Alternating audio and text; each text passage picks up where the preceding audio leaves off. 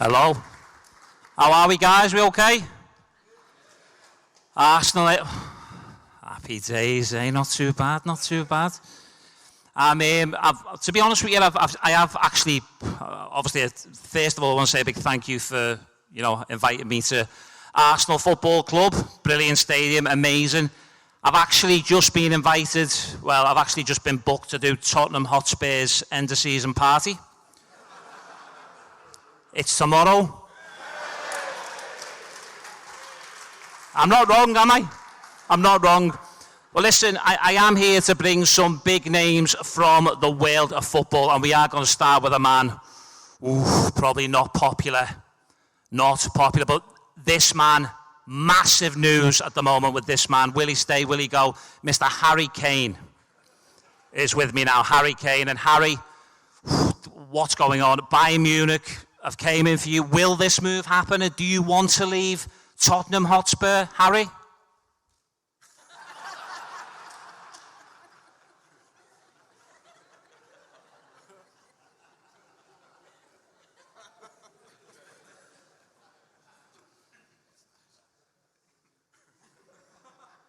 Harry, we'll just ask that question again. Do you want to leave Tottenham Hotspur, Harry? Yeah, obviously. It's obviously at the minute I'm trying my very best to leave Tottenham Hotspur. And I've tried. I've had enough. I've said that's it. I'm done. I'm finished at Tottenham Hotspur. And this morning I went into Daniel Levy's office and I asked him for a transfer request. He asked me to put it into writing. So that was the end of that. And Harry, I've got to say as well, look, why hasn't this move happened? A lot of people would have thought that you would have signed for Bayern Munich. Why do you think that this deal has fell through, Harry? Yeah, I think that obviously I went for a medical. And I failed the medical. And they said I've got a back problem. And I said, well, that's what happens when you carry a football team for 50 fucking seasons, mate. Right, so. And the other problem I had was they said that they were worried about they were concerned about the language barrier in the dressing room with the Bayern Munich players, and because they speak a different language, they speak English. well, Harry as well. Did you make any demands, Harry? Did you make any demands to get the move to Bayern Munich? Yeah, I said to them I want big money.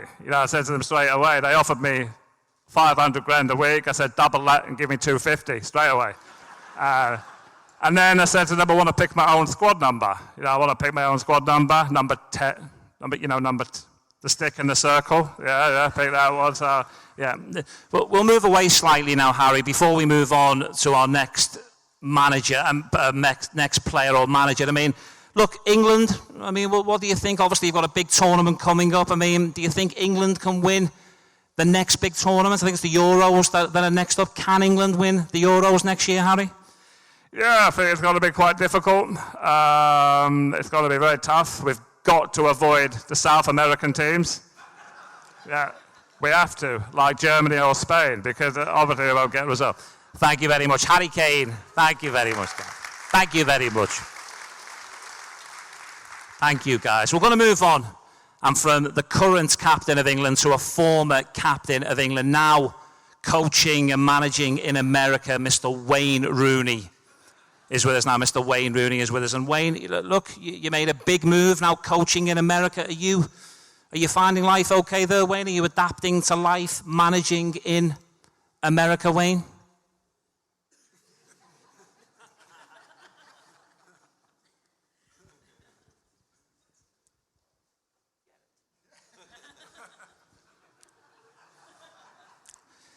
Yeah, I think,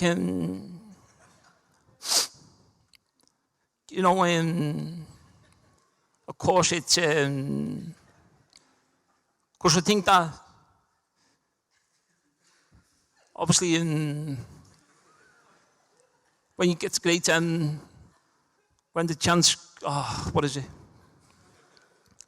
Come on, Wayne, you've been practicing, come on. Sorry, yeah, obviously it was very difficult when I first went to America and when I was flying over on the train, and it was really difficult. It was really difficult. Obviously, when I first got to America, the language barrier was really tough for me, understanding the American language. But of course, gradually I have got used to. No, sorry, I forgot. Okay, Wayne, as well. Also, you were linked with a massive going back to manage one of your former clubs, Everton. Why didn't that one work out, Wayne? Why didn't you end up going back to manage Everton?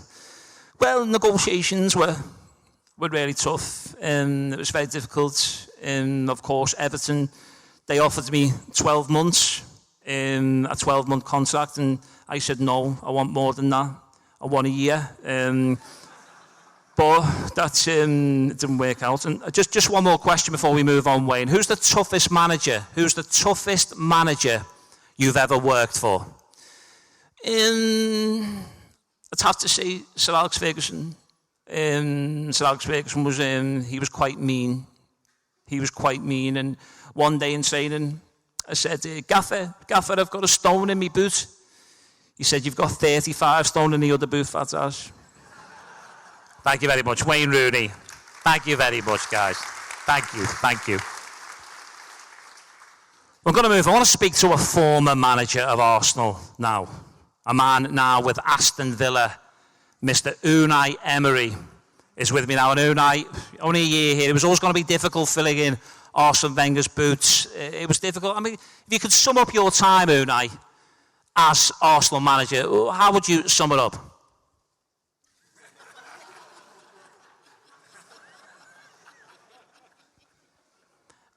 Best of all, good evening. When you the tactics are for us to play. I know, but okay. Best of all, tactics for us, for Otra for first minute. Best of all, good evening.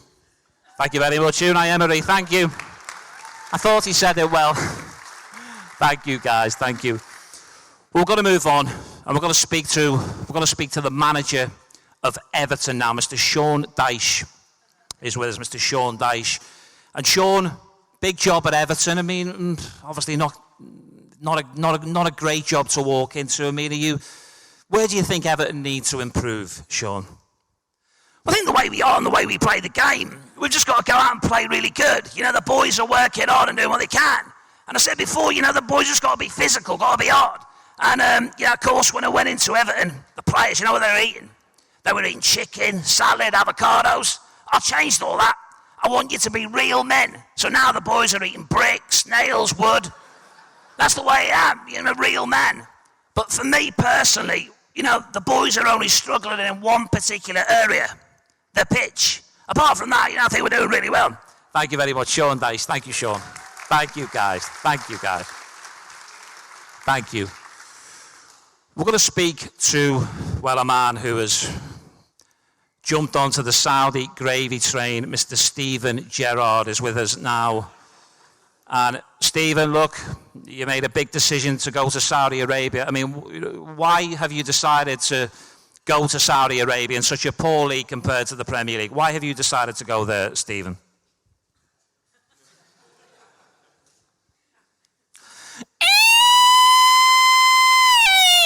Of course.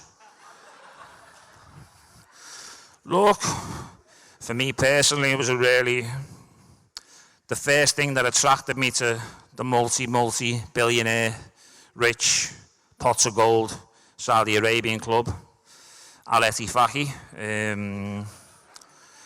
was the fact that I did support them when I was a young boy growing up.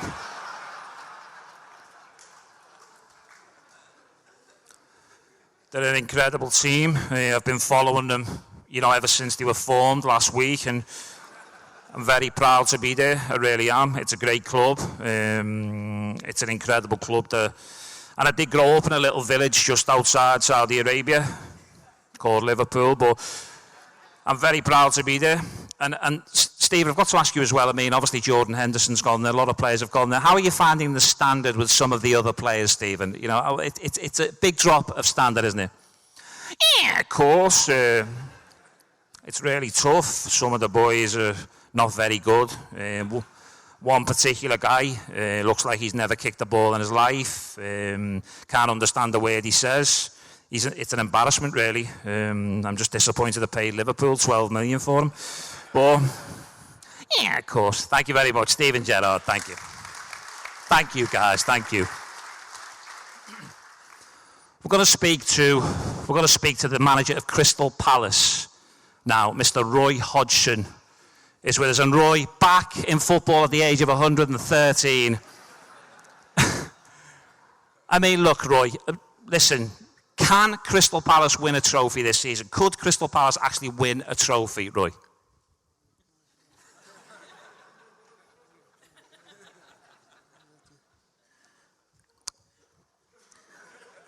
Well, of course, I'm very confident. You know, it's got some very good players that we want to work with. We've got some very, very good attacking players, but I think we can win a trophy. I do think we can win the FA Cup if we try our very best. Of course we can, but in fact, I'm very confident we can win a trophy. And in fact, this afternoon, I went past a betting shop, and in the betting shop window, it said that Crystal Palace are 50-1. To win the FA Cup, 50-1. Now, for anybody that doesn't understand betting, that means if you put £10 on, you will lose £10. Thank you very much, Roy Hodgson. Thank you, guys. Thank you. We're going to catch a quick word now with Mr. Steve Bruce, a man currently out of work. I mean, look, Steve, not working at the moment, not sure if you will be back in football, but I suppose the question's got to be, the Newcastle job seemed a very difficult job. Was that the toughest job that you've had in football, Steve? Well, you know, I think it was a very difficult job. Of course it was very difficult. And, you know, it was difficult. The supporters, you know, they never really give me, a lot of support, of course, but I've got to be honest with you, the toughest job I've ever had was Hull.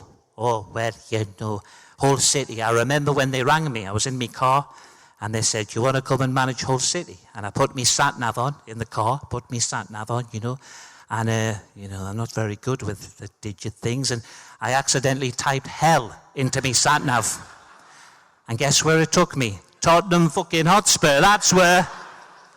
Thank you very much, Steve Bruce. Thank you. Thank you very much, guys. Thank you. We're going to move on, and we're going to speak to Mr. Brendan Rodgers now working for Celtic, Mr. Brendan Rodgers. And Brendan, I've got to ask you, I mean, obviously now working in the Scottish Premier League, I mean, you've got a habit of walking out on clubs. I mean, will you walk out on Celtic again, Brendan? Well, I'm very proud to be here, very proud. I think in terms of, I said before, I'm very proud to be at Celtic. It's a wonderful club full of beautiful human beings. And I'm a one-club man. I said that at all 23 clubs I've been at, So I'm very proud to be there. And just another quick one as well, Brendan. Obviously, the biggest club you've managed was Liverpool. I mean, what did you take away from your experience as a Liverpool manager? I know you failed miserably, Brendan, but what did you take away from your time as a Liverpool manager, Brendan? I was very proud to be there. We had some wonderful players. We had some beautiful human beings, and we had a wonderful player called Luis Suarez who had a wonderful appetite, for human flesh. But no, it's a wonderful hunger. But no, as I said before, from Liverpool, I took away 3 things from Liverpool. Loads of money, new teeth, and a new bird. Yeah, no, so it really worked out well. Thank you very much. Brendan Rodgers, thank you, guys. Thank you very much. I'm going to catch a quick word now with Mr. Frank Lampard. Mr. Frank Lampard is with me now. And Frank, obviously, out of work, 15 jobs last season. But, how would you sum up your time at Chelsea when you went back to Chelsea? How did you feel that one went, Frank? I think I'd say it was quite a difficult game. It was all right, but yeah, no, seriously, it was absolutely shy, wasn't it, the season? But I thought it went well in certain parts of the game. Everything came to Chelsea was all over the place, but fucking terrible. Yeah, absolutely terrible. Thank you very much, Frank Lampard. Thank you, guys. Thank you. Got to catch a word now with Mikel Arteta, the manager of Arsenal. I'll try. This is a newbie, by the way. Don't judge me. Mikel Arteta is with us. Mikel, wow. Unbelievable. 175th minute equaliser against Man City. Fucking get in. Oh, get in. Pep. And Mikel, I've got to ask you, I mean, how would you sum up the performance? Was you happy with your Arsenal players, Mikel? Well, I think that the players, they play really well. I have to say that the players, they play well, but the team, they play really well. We tried to use the ball the right way, but again, it was okay. I have to say that for me, it was fantastic, great to watch and great on the eye. But that's enough about me because I'm so handsome. Thank you. Thank you, guys. Thank you very much. Thank you. We're going to speak to Rio Ferdinand now. Manchester United defender, is with us now, Rio Ferdinand. And Rio, can you just sum up? I mean, you must have watched the game, Arsenal v Man City in the Community Shield. I mean, can we just have a quick analysis, please, Rio, on how you think the game went? Yeah, I think that's what I said about. I think that the players, when I said, man, he's just gone through in it, brother. And that's it. What I said about his other season, man, how many had injury time, brother? And that's it. What I said about, yeah, that's it. And then Pep and then Mikel. What I said about, that's what I said about. I can't be much more clear than that, man.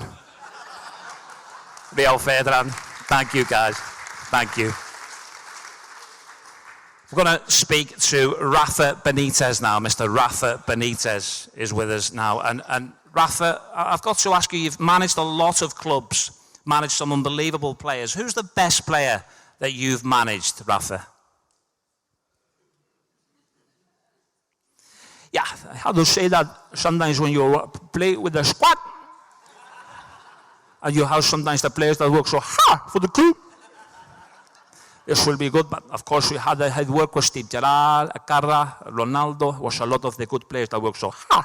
But I have to say that my favorite player for the club, the best player that I ever worked with was a player named Javier Mascherano.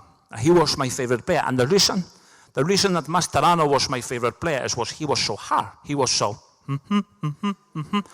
he was so physical, and he was so tough. And at one time we had played Chelsea at the Anfield. And at halftime,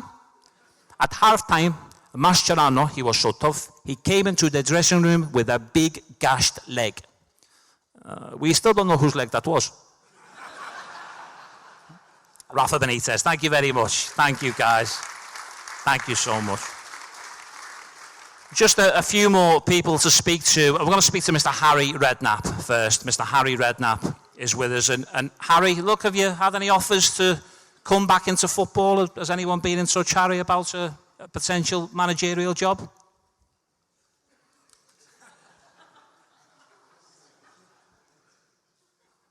Well, listen, there's been some terrific offers, some of the people that came in, they did. I spoke to Portsmouth, Portsmouth came in, they were a terrific club, absolutely fantastic. They were a fantastic club, and they came in and they offered me 200 grand, 200 grand after tax, 45 million quid, yeah, but... Thank you very much, Harry Redknapp. Thank you, guys. Thank you so much. And finally, I'll finish off. We've got some obviously brilliant speakers tonight, guys. Last one, we're going to speak to Mr. Jamie Carragher now.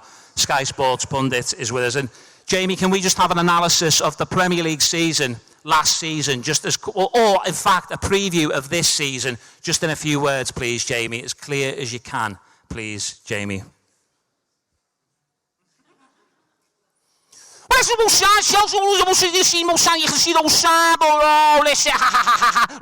United all the place Arsenal last set I suppose in Chelsea, Man City Islands. What? I suppose I've seen Gary Neville. Ooh, I've seen I've seen that, but oh no, it's only seen, but I can't say much more than that. Thank you so much, guys. Thanks very much.